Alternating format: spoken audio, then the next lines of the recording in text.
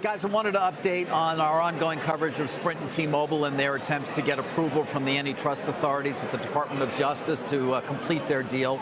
There's been a lot of reporting from Bloomberg and Reuters on this. It's actually becoming interesting.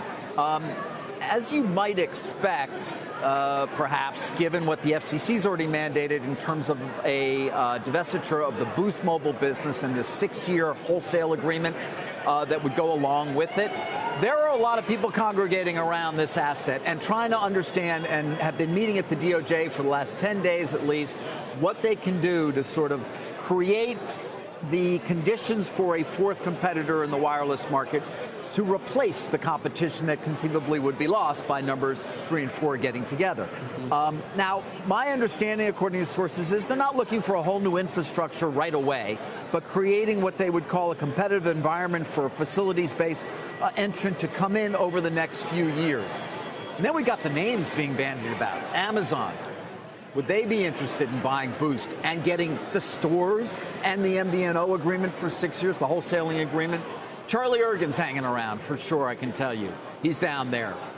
Charter, our parent company Comcast, hanging around, there maybe. Then you got the Boost Mobile guy, Adderton, who's been on our air, who'd love to be a part of anything that would buy that back. He's trying to get Apollo or, you got John Paulson in there. You got a bunch of people just hanging around here trying to get a great deal, if there is one to be had, as, of course, T-Mobile and Sprint try to get their deal approved. Where does that stand? The latest I'm hearing from sources is 50-50. But I've got to tell you, David, in terms of DOJ approval, whoever gets it's going to be a big winner. Look about what happened when Constellation got Modelo and Corona from the Justice Department. Jim, there's a note out from Bernstein this morning saying that if Amazon really were to buy Boost, they think it would be as though equal to what Amazon did to grocers when it bought Whole Foods. Are you serious? Yeah, and they say that Verizon should go down on this, that read the language with the agreement with the FCC. This is the FCC already, the deal that they've, although it hasn't been finalized, the order hasn't. But you can see why there'd be interest in it, because it comes along with a lot of things that would be potentially very beneficial to a potential buyer. This is going to be a great story. That's kind of where, we're going to see where this all ends up. There's more work to do in the next week ahead. They've been meeting every day. Everybody's down there. They're trying to put something together. As I said, it doesn't have to be immediate. They don't have to put up a fourth competitor right away.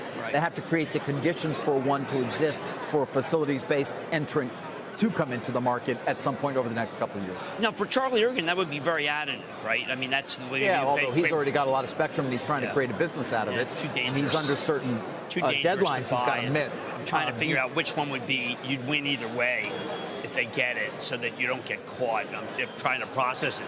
Is there anybody who's doing really well on that list? Yeah, some of those companies doing well. Yeah.